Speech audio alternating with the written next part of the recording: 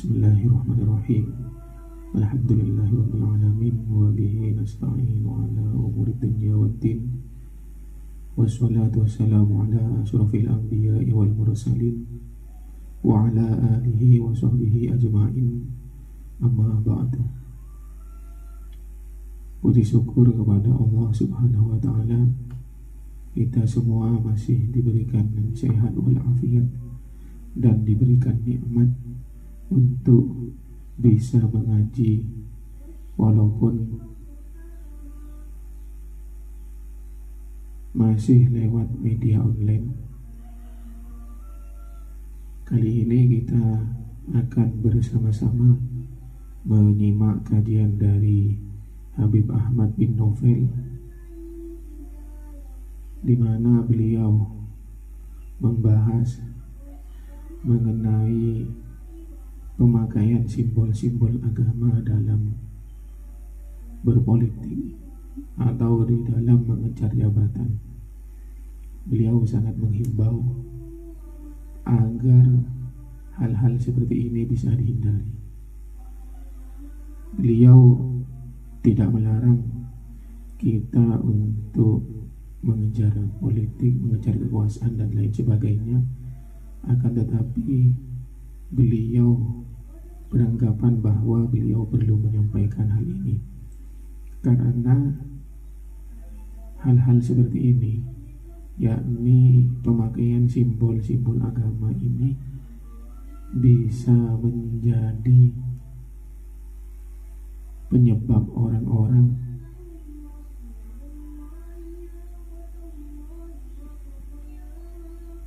canggung untuk memakai simbol-simbol tersebut, seperti halnya yang terjadi di pemilihan. Assalamualaikum warahmatullahi wabarakatuh. Alhamdulillah ala ma an'am wa ala ma takarram. Allahumma salli wa sallim ala sayyidina Muhammadin al-habib al-a'zam wa ala alihi wa sahbihi wa man ala silkihi intazam. Amma ba'du. Alhamdulillah.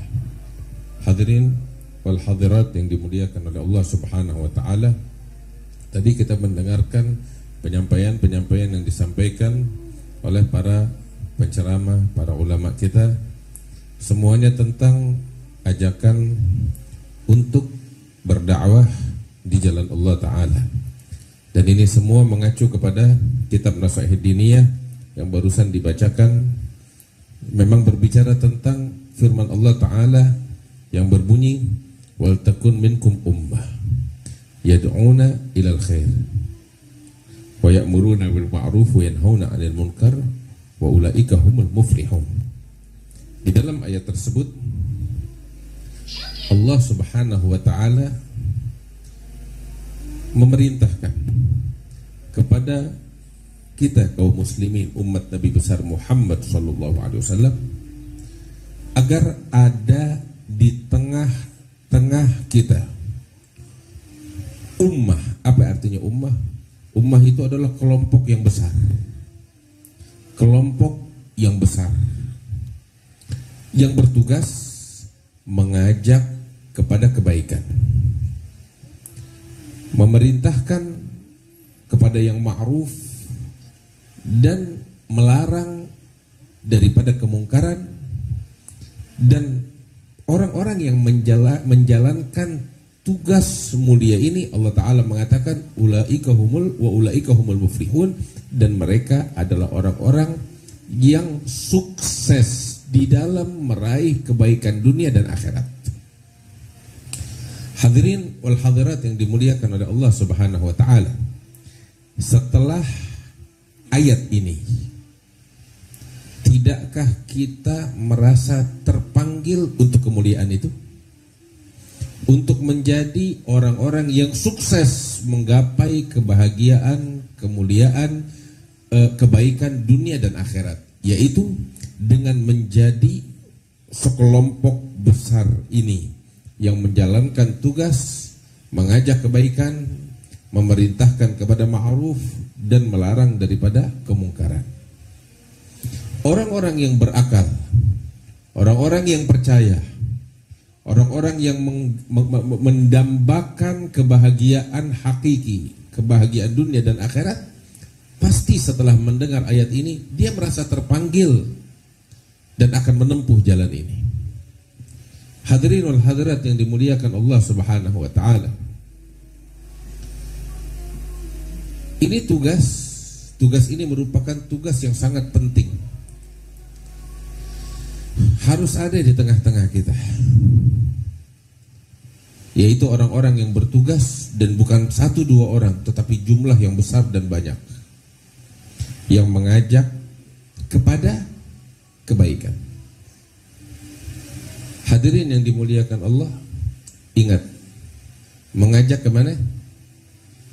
Mengajak kepada kebaikan, bukan mengajak kepada partai, bukan mengajak kepada kelompok, bukan mengajak kepada golongan, tetapi mengajak kepada kebaikan. Kebaikan yang mana? Sebab semua mengklaim kebaikan di tangannya. Hadirin yang dimuliakan Allah, kebaikan yang hakiki adalah kebaikan versinya Nabi Muhammad SAW yang dibawa oleh agama dan ajarannya. Itu kebaikan yang hakiki apa adanya. Ya, bukan yang kita framing, bukan yang kita buat. Karena itu kalau mau mengajak, ajaklah manusia murni kepada ajarannya Nabi besar Muhammad SAW, bukan kepada yang lain. Sebab orang-orang yang mengajak kebaikan, sebagaimana disabdakan oleh baginda Nabi Muhammad SAW, ad-dal 'alal khair kafa'ilih. Orang-orang yang menunjukkan kebaikan dan mengajak kepada kebaikan itu sama seperti orang yang melakukannya. Ketika kita melakukan kebaikan, kita diganjar pahala. Demikian juga ketika kita mengajak orang lain untuk melakukan kebaikan, ambil kabar kita mendapatkan pahala yang sama dengan orang yang melakukannya. Alhamdulillah. Dalam hal ini kita semua bisa melakukan itu.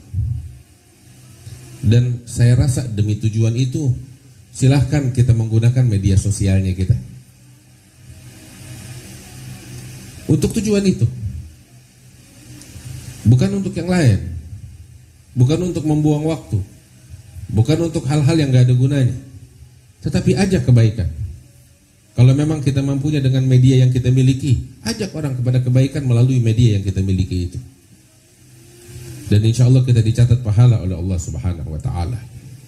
Terus di dalam hadis yang diriwayatkan oleh Imam Abu Dawud fi sunanihi dari sahabat Abu Hurairah radhiyallahu taala anhu wa ardhah, Nabi sallallahu alaihi wasallam mengatakan, man da'a ila hudan kana lahu mithal ajr, kana lahu minal ajr mithlu ujuri man tabi'ahu min ghairi an yanqusa min ujurihim syai', wa man da'a ila dhalalah kana alaihi minal ithim mithlu atham man tabi'ahu min ghairi an yanqusa min athamihim syai'. Dalam hadis yang sahih yang diriwayatkan oleh Imam Abu Dawud fi sunahi dari sahabat Abu Hurairah, Nabi SAW mengatakan, barang siapa yang mengajak kepada kebaikan, maka baginya pahala setiap orang yang melakukannya, melakukan kebaikan itu tanpa mengurangi pahala orang-orang itu. Dan barang siapa yang mengajak kepada keburukan, maka dia akan memikul dosa orang-orang yang melakukan keburukan itu tanpa mengurangi dosa-dosa mereka. Na'udzubillah. Kalau mengajak kebaikan, saya rasa semuanya bisa. Tetapi di sini yang ingin saya garis bawahi, jangan sampai kita menjadi orang-orang yang menyebabkan keburukan dilakukan, sehingga kita memikul dosa-dosa mereka.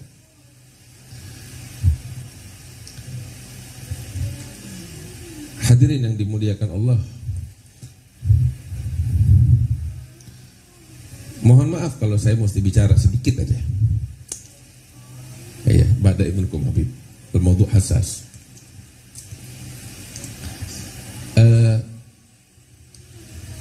Yang ingin saya katakan,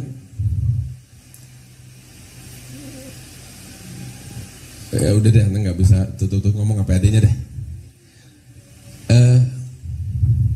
Bisa gak kita nih jangan bawa simbol-simbol agama kita dalam urusan mengejar kekuasaan? Itu coba. Bisa gak? Anda berharap ini suara sampai kepada orang-orang? Bisa gak? Kamu mau mengejar kekuasaan, monggo. Tapi ingat, di dalam haditsun sahih Nabi SAW bilang, innakum satahrisuna 'alal imarah wa innaha satakunu nadamah yaumal qiyamah. Kalian, kata Nabi, satahrisuna 'alal imarah, akan mengejar kekuasaan, kepemimpinan. Dan Nabi bilang, dan itu akan menjadi penyesalan bagi kalian di hari kiamat. Saya bingung. Nggak pernah saya dengar, padahal nih hadis sahih. Nggak pernah dengar ada ulama nyampein ini kepada orang-orang. Wallahu a'lam, belum pernah dengar saya. Bukan saya bilang nggak ada. Cuman belum pernah dengar ada orang ulama nyampein ini secara langsung kepada orang-orang ini yang pada begitu deh. Padahal ini pesan Nabi SAW. Nabi bilang ini bakal jadi penyesalan loh bakal kalian. Segitu tuh bakal jadi penyesalan ketika ngejarnya masih bersih. Saya heran gimana kalau mengejar kekuasaan dengan embel-embel menodai agama Allah Ta'ala. Nggak tahu penyesalannya kayak apa di hari kiamat. Tanpa itu aja bakal nyesal dunia akhirat. Benar bakal nyesal. Hadirin yang dimuliakan Allah, ini kan akhir tahun. Habib Alwi juga pernah kerja di kantor. Paling ribet kalau akhir tahun. Kenapa tahu? Laporan, audit, panjang lebar, udah stres tuh akhir tahun. Kalau udah hitung-hitungan, kalau salah aja, udah ribet. Gak bisa senyum Habib Alwi kalau akhir tahun. Iya kan? Itu urusan kantor. Tahu gak? Kita ini hari kiamat bakal dituntut pertanggungjawaban oleh Allah di pengadilan atas segala yang kita pikul. Wa kullu kabirin wa saghirin mustatar. Yang besar, yang kecil semua ada catatannya oleh Allah Ta'ala. Itu kadang urusan akhir tahun tuh bisa sebulan, 2 bulan gak selesai hitung-hitungannya. Entar pengadilan Allah hari kiamat, saya gak tahu. Kita nih yang cuma punya keluarga kecil 5 orang, 6 orang, 7 orang, entar dihisapnya hari kiamat berapa lama, Anda gak tahu. Panjang banget. Dan Al-Imam Asy-Sya'rani bilang, di hari kiamat tuh seorang ibu, seorang ayah, ini kan orang tua yang mencintai anak-anaknya kan, yang memprioritaskan anak-anak di atas segala-galanya. Itu kata Imam Sya'rani, di hari kiamat mereka, hal yang paling bikin mereka senang tuh tahu apa? Kalau anaknya pernah bikin salah di dunia sehingga dijadikan tumbal agar mereka selamat dari siksa api neraka, agar orang tuanya selamat dari api neraka. Jadi orang tua senang dicari-cari kesalahan anaknya di pengadilan Allah supaya anaknya jerumus ke dalam neraka, gua selamat, yang penting orang tua. Itulah yang dinyatakan oleh Allah Ta'ala dalam Al-Quran, yauma yafirrul mar'u min akhihi wa ummihi wa abihi wa sahibatihi wa banihi likulli imri'in minhum yawma idzin sya'nun yughni. Itu urusan keluarga kecil. Bayangin bagaimana hisabnya tuh di hari kiamat orang yang mikul tanggung jawab satu negara. Gimana itu? Gimana coba? Orang punya akal sehat bakal nolak itu semua. Para sahabat sebelum kita tuh, mereka ketika Sayyidina Umar menjabat, nggak ada seorang pun dari mereka tuh yang menjabat sebagai gubernurnya Sayyidina Umar, melainkan setelah ditodong pedang sama Umar bin Khattab. Itu orang berakal. Karena mereka sadar betul, Nabi bilang fa innaha satakun nadamah yaumal qiyamah, akan menjadi penyesalan di hari kiamat.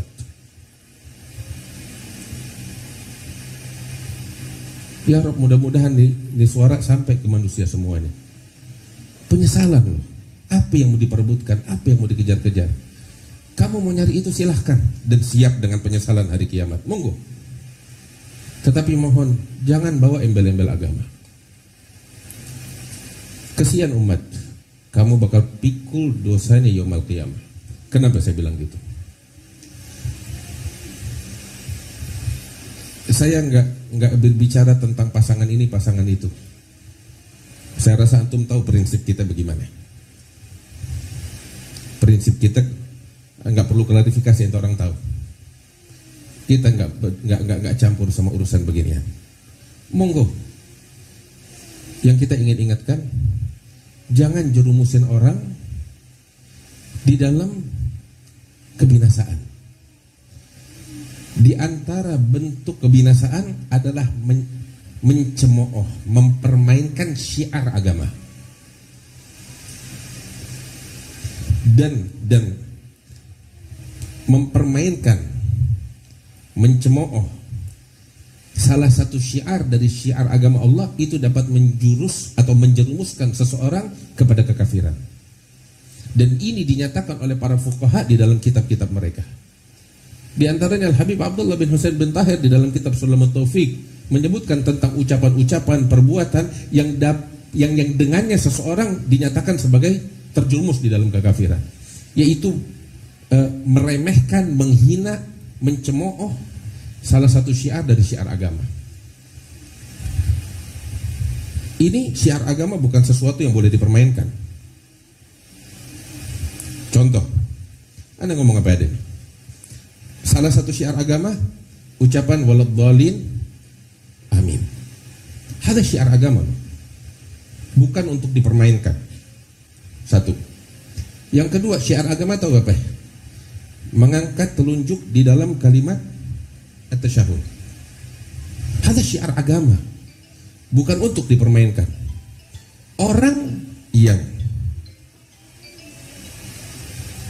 pertama, saya tahu nih omongan saya bakal kemana-mana. Cuman saya kasih tahu, ya, orang tahu prinsip kita bagaimana. Itu saya ingatkan.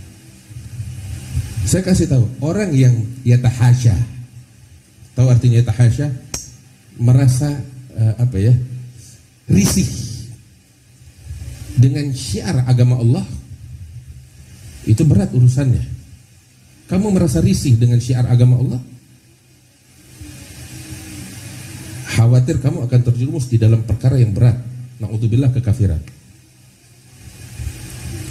Jangan bawa nih omongan saya untuk dukung yang lain. Tapi saya ingatkan, orang-orang yang menjadikan syiar agama menjadi penyebab orang-orang ini risih menggunakannya, siap menanggung dosanya di hadapan Allah. Karena ini semua nih, itu sebabnya dia. Nabi SAW bilang, wa man da'a ila dhalalah kana alaihi wizruha wa wizru man amila biha min ghairi an yanqusa min awzarihim syai'. Setiap orang yang mengajak kepada kesesatan, dia akan pikul dosanya dan dosa orang yang melakukannya tanpa mengurangi dosa orang-orang tersebut. Dan kalau ada orang-orang yang tersebut yang terjerumus di dalam kekafiran, siap nanggung dosanya, dituntut pertanggungjawaban di hadapan Allah. Maka itu saya bilang, bisa gak kita jangan bawa syiar-syiar agama dalam urusan beginian. Nggak kapok apa? Nggak kapok sama beginian? Nggak capek apa sama beginian? Bener, nggak capek apa? Cukuplah, ambil pelajaran yang elegan gitu. Bikin malu kadang ulamanya yang bikin malu. Ya mohon maaf, ini kalau nggak ada yang bicara saya bingung siapa yang mau bicara. Biarin deh. Tapi ini nasihat yang ingin saya sampaikan kepada semua pihak. Tolong jangan bawa syiar-syiar agama untuk untuk kepentingan macam begini.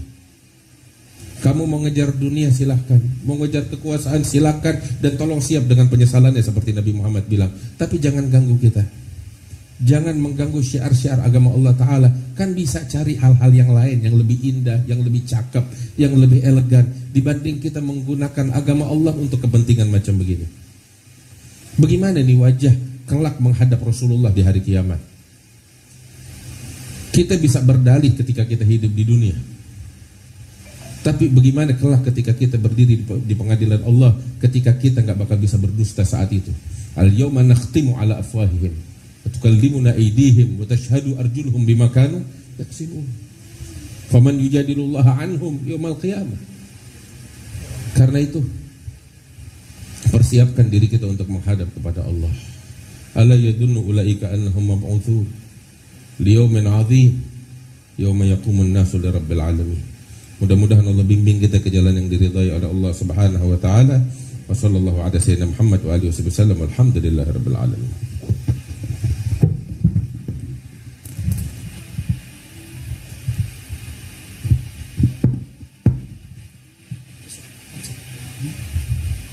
Ulama itu membuat masyarakat untuk meninggalkan dunia ingat kepada Allah. Ini saya berbicara ulama. Saya tidak ngurus orang yang di dalam politik, memang mereka berkampanye di situ. Saya berbicara ini ulama. Maka jangan aneh-aneh, jangan mengkhianati apa yang telah Allah amanahkan. Jadi tidak ada kepentingan jargon-jargon atau slogan-slogan agama untuk berkampanye. Ini kok meneng kabeh ngono lho ya. Saya tercengang saya. Krungu cakmat ya. Ono cakmat ya, ono cakmat ya. Loh jelas-jelas kata amin ini kan kata-katanya surat Al-Fatihah, walau dhalin amin. Harusnya Anda ingat kepada Allah, lupa dunia, lupa kekuasaan. Lah kok sekarang jargon amin ini digawe kampanye lho. Sampai ini waras pogai. Harusnya ulama itu menasehati, ojo menggunakan kata-kata amin. Itu nanti orang kalau sholat nggak khusyuk dia. Ini ndak bagus. Guyung-guyung kesurupannya gak jelas ya. Kuntum tastaziun. Anda mengolok-olok itu namanya. Untuk menang wae. Kalau ada seorang pemimpin mengolok-olok urusan Allah, mengolok-olok syariat Allah, syariat Nabi, harus dikandani, Mas. Jangan gunakan slogan agama. Slogan ini slogan mulia. Jangan ganggu psikologinya umat Islam untuk sholat, untuk beribadah. Ini jangan sampai dipelintir ya. Jangan sampai dipelintir seolah-olah saya mendukung paslon yang lain. Tidak ada, haram buat saya. Tak ngurusi urusan aku. Cuman saya mengingatkan, hati-hati kepada siapapun ulamanya yang dititipi ilmu oleh Allah, dititipi nurnya Rasulullah di muka bumi ini. Jangan kau gunakan slogan-slogan agama memikat umat, memikat masyarakat untuk kepentingan kekuasaan. Berat urusan Anda di akhirat nanti.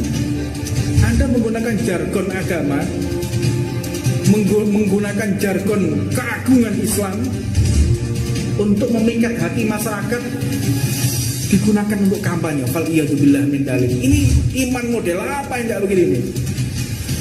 Adelok habaib yang meneng kabeh. Ngono kiai yo meneng ae. Kan ono sing nuturi. Yo melok-melok pisan kadang habaib ya. Kiai ini kadang-kadang yo melok-melok pisan. Temen. Saya harus berbicara karena seneng kabeh sapa sing ngomong. Ini fardu kifayah ini.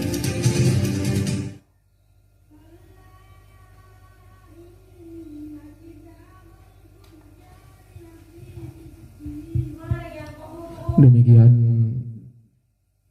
pengajian yang kita simak bersama-sama kali ini, di mana kedua habaib, yaitu Habib Ahmad bin Novel dan Habib Hussein Baagil Tuban. Beliau berdua menganjurkan kepada kita semua dan beliau menegaskan bahwa statement beliau berdua ini bukan berarti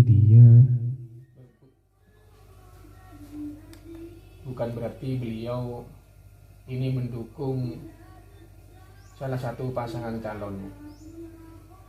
Akan tetapi beliau mengingatkan kita semua agar kita semua tidak menggunakan simbol-simbol politik di dalam menggunakan simbol-simbol agama di dalam mengejar kekuasaan di dalam politik.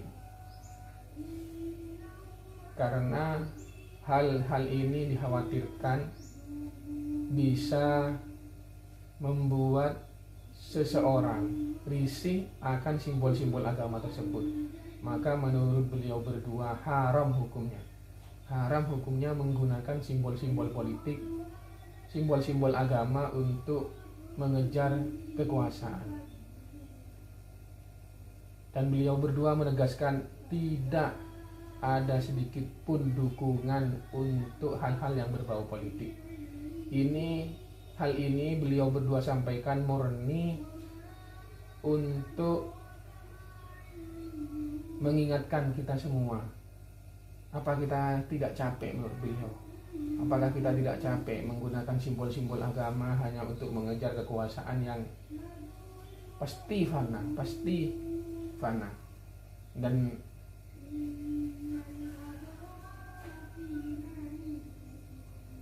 tidak ada sesuatu yang, dan beliau khususnya Habib Ahmad ya menyampaikan bahwa Nabi pernah bersabda, ketika seseorang mengejar kekuasaan dengan hal-hal yang baik, dengan jalan yang baik, dengan cara yang baik, itu besok di hari kiamat akan menyesal.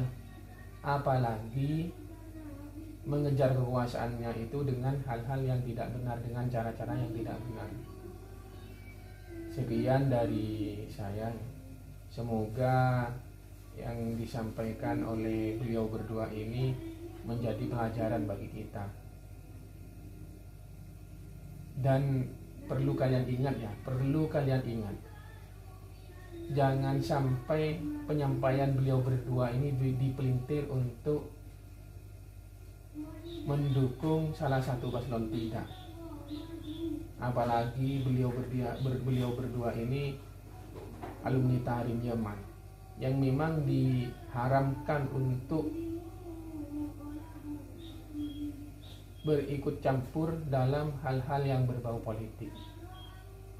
Silahkan kalian mau pilih calon pasangan yang mana, terserah menurut beliau. Cuman beliau menitik beratkan jangan sampai menggunakan simbol-simbol agama. Cukup sekian dari saya, kurang lebihnya mohon maaf. Sebelumnya jangan lupa di subscribe bagi yang belum subscribe. Tonton video ini dan bagikan ke seluruh media sosial kalian agar orang-orang bisa berpolitik dengan akal sehat tanpa membawa simbol-simbol agama. Wa akhiran, assalamualaikum warahmatullahi wabarakatuh.